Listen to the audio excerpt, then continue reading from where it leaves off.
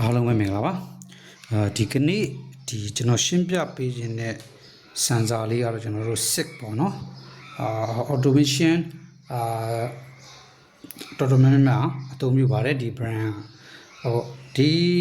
စံစာဒီကျွန်တော်တို့ photo electric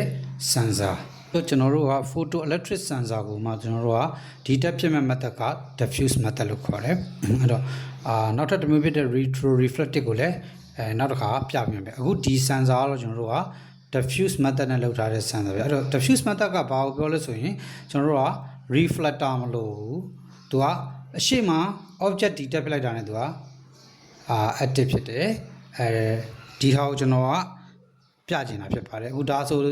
ဒီဟာဆိုရင်ကျွန်တော်တို့ကမှာသူက sensing distance ကလည်းဝေးကနေပြီးတော့ဥပမာဒါကျွန်တော် box ကို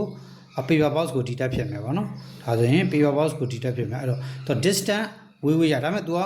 retro reflective လောက်တော့ပို့ပြီးတော့